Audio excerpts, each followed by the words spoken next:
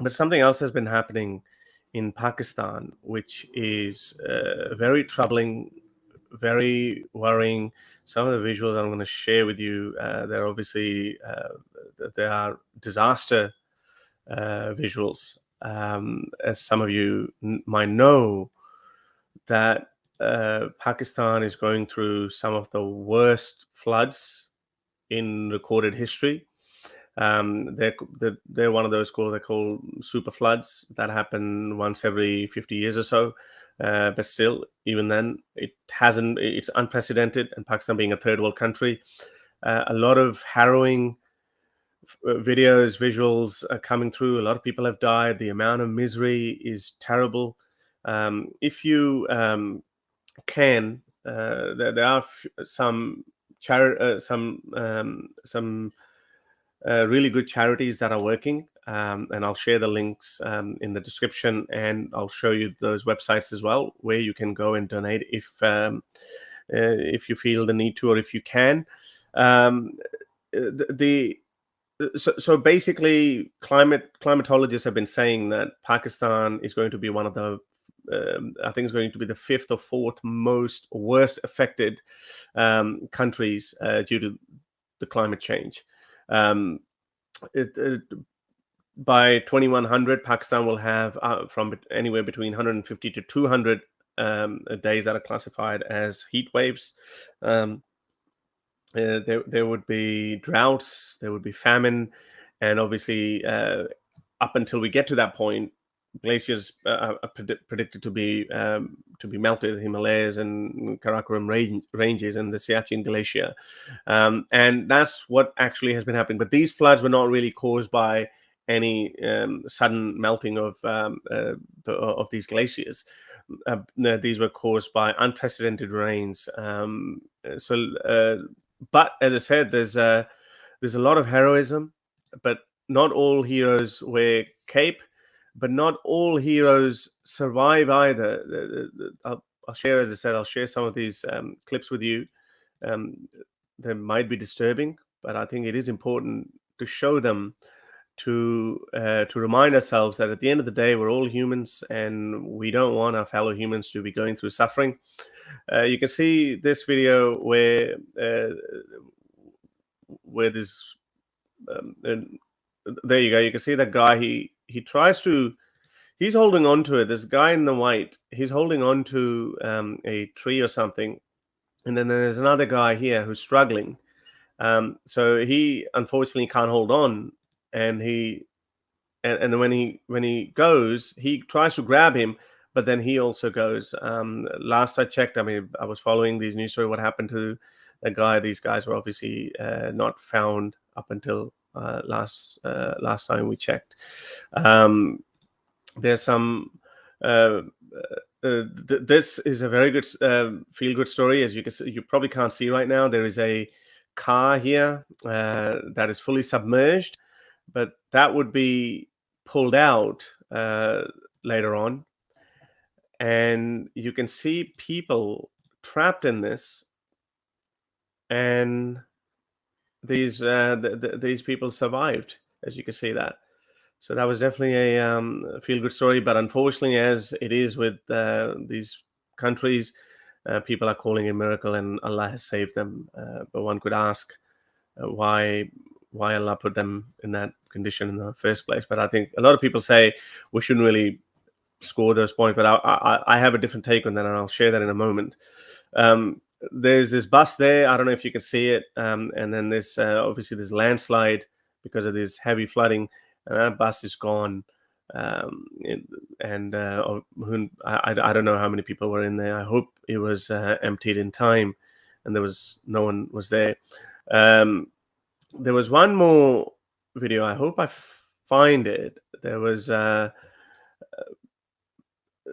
there was this mosque that was illegally built right on the edge of where these floodwaters are supposed to go through, and then when these heavy floods came, and they actually took the whole mosque with them as well. It's the Pakistan government is being criticized a lot and rightfully they should be. They haven't been able to build any dams. Some people are saying, obviously, with the glaciers melting, it's going to get even worse. There's one particular dam that everyone has been talking about for 75 years since Pakistan's creation. That's called Kalabagh Dam. But there are four provinces in Pakistan: Punjab, Sindh, Balochistan, and Khyber Pakhtunkhwa. Barring Punjab, every other province has said that we don't want these floods to be this dam to be built, because they believe that because Punjab, 60% of Pakistan is Punjab, and they think that they would steal their water. But I'm Punjabi, and this is why every time I talk about it, then all these other people from other provinces, they just say that, well, you're just Punjabi. That's why you're saying that. But all these provinces get affected every 4 or 5 years or so due to these floods. And Sindh is one of the biggest one, the one in the one in south, the one where Karachi is located. But they think that once this dam is built, once it's filled up, then Punjab will take out these canals and they would irrigate their own lands, rendering the rest of the provinces waterless. But in the meantime, so that's why they haven't been letting them build it. But in the meantime, they keep getting their fertile land destroyed, because every time when flooding comes, it actually desalinates, salinates the plains, and it with each crop, with each season, it becomes harder to get the same yield as you could before the flood. So it's quite devastating, as I said, and there are tons of these. Let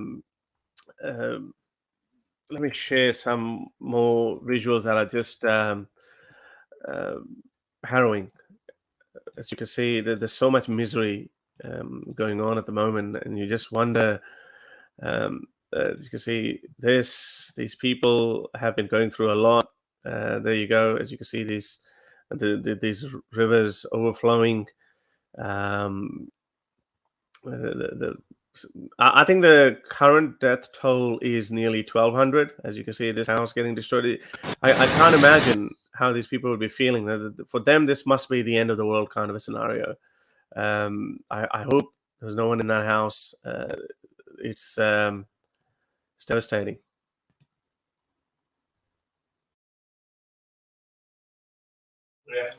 Yeah, no, sorry. I was just, as you said, it's absolutely devastating. And, it's to the point where it actually infuriates me ज़मीनी now. It रास्ता ये मुनक़ता हो infuriates चुका me है।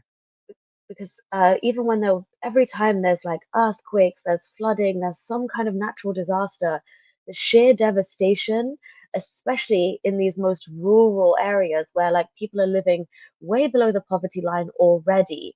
Some of their houses are like made of the most basic structure. And I know obviously you said the government is rightly being criticized, but I think it's high time that the Pakistani government looks inwards, because there's only so much that either institutions there that are working on the forefront of this kind of stuff, or NGOs, or international bodies can actually tell Pakistan that they need to fix up. They need to start protecting their citizens. They need to start building where there's actual permits to build. As you said, there are so many illegal developments that happen on the side of riverbanks, to the point where I don't understand how even somebody like Imran Khan, when he was in office, is trying to encourage so much tourism to Pakistan. I am a Pakistani myself. Obviously, if things were different, I can't go back now. But if I wanted to, even the thought of going to these hotels that I know are illegally built just to try and get the tourists in without giving any regard to the landscape, to the nature, to the chance of there being a natural disaster, to the local community, no thoughts given whatsoever. So I think, as you said, rightly, the government needs to kind of be targeted heavily now, and Pakistan needs to take this seriously. They will be the fifth worst affected country in the world if they don't start taking action now. And also, we don't have there's no resources on the ground. It's not like they can deploy lots of helicopters and airlift people out of there. And you've seen that in videos. You've seen like even a woman who probably has barely any assets of herself or anything she's trying to recover. She's standing there with like what you call it in English, like a thali thing with like holding a little puppy and trying to get a dog across the river. So you see, like humanity prevails even in these the worst kind of situations.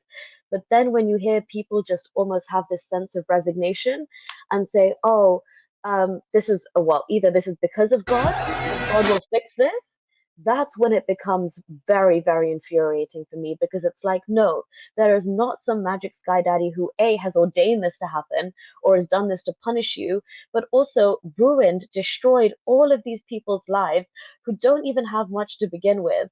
And then you also have a sense of resignation to not get off your ass and do something about it, to not fix your institutions, to not start holding these bodies accountable, to stop, to actually listen to what NGO reports are coming out.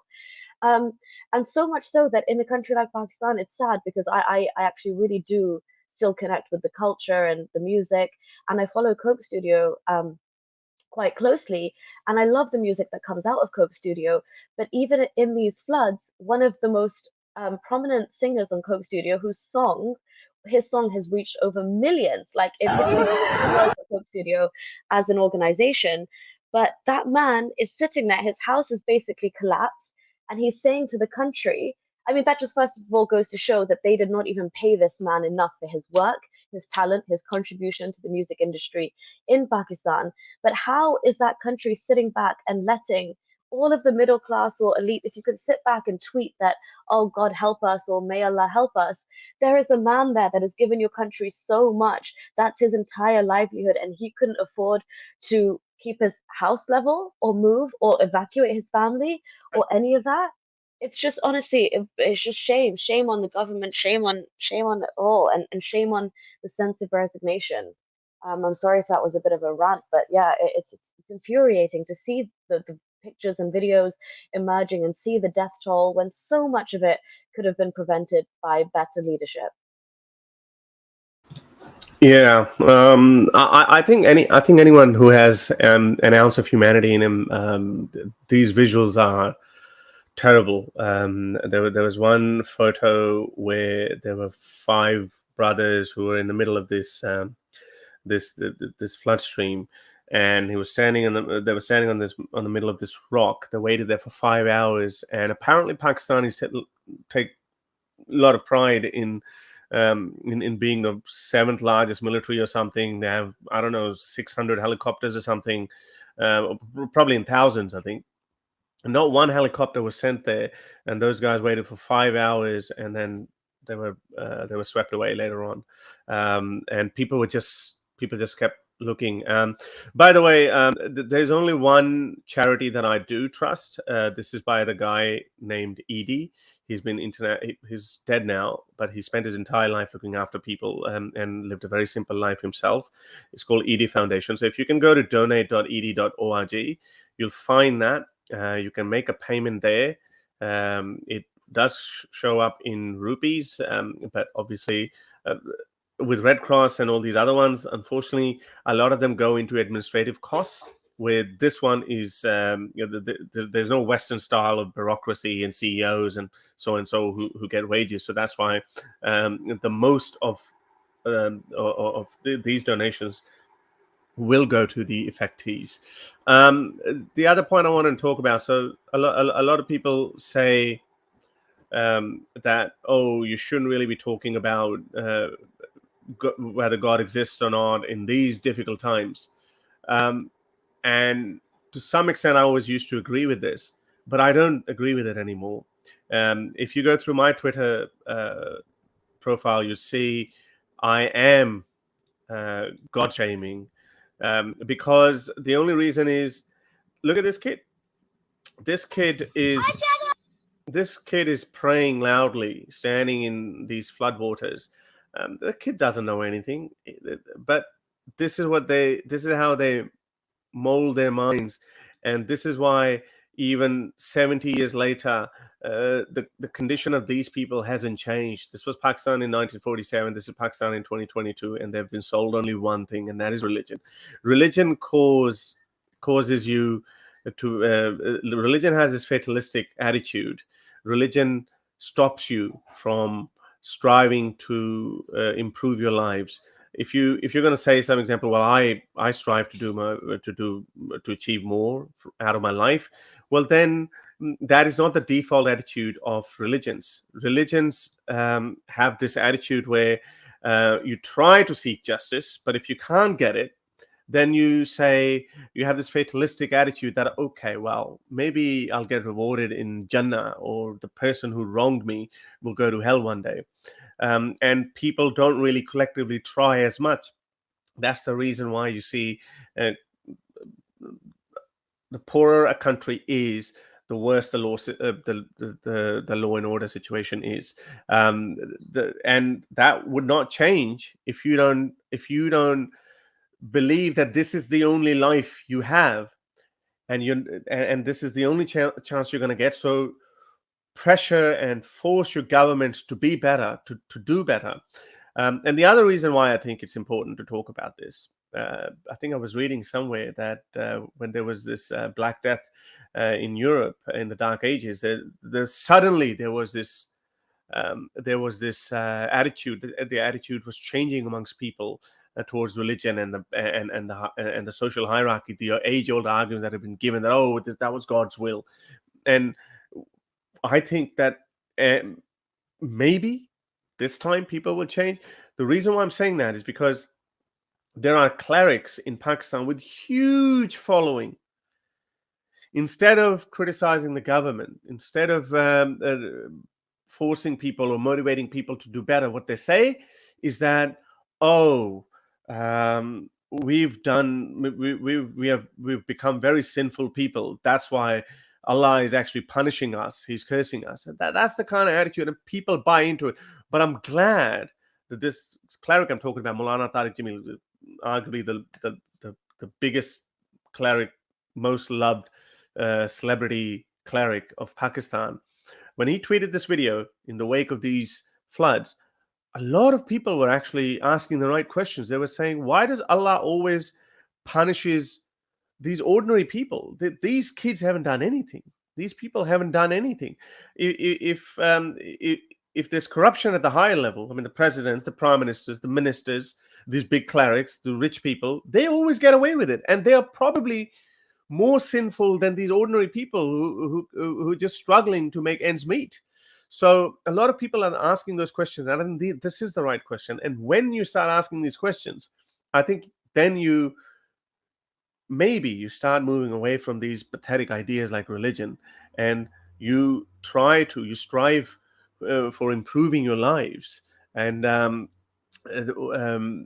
was one more thing. I tweeted this. It maybe might have seemed a bit insensitive, but I think it is. It's very. I think it needs to be said.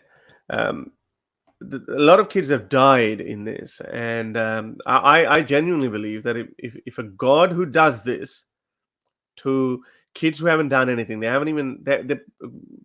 I think according to Islamic theology as well, kids are sinless. I think before the age of puberty, some people say 13 or 14 or something. That's the cutoff date. They are sinless. There's so many kids have died. So a God that does this, I think he should be the first one to go to this hell that is built for all of us. Why it is important to actually call out these clerics, or why it is important to actually bring forward this argument of, God did it, or this is what God wanted, because another cleric, a famous Pakistani ex-cricketer by the name of Saeed Anwar, made it. These are the kind of statements they make. This is what he said. He basically said that Allah did not create human beings to live. He created Muslims. Allah did not create Muslims to live. He created them so they can die and go to heaven. But the problem is Muslims are trying to live. This is what he says. And obviously he's saying that in the wake of these floods. Have a listen. जो सबसे बड़ी गलती मुसलमान ये कर रहे हैं, अल्लाह ने मुसलमान को दुनिया में मरने के लिए भेजा, ये जीने की कोशिश कर रहे हैं. Allah has sent Muslims to die, but they're trying to live. This basically sums up, and I totally agree with him. If you believe that this life is just a temporary one. You're only here for 50, 60, 70 years. You need to, put your head down and just believe in Allah, pray, and just get on with that.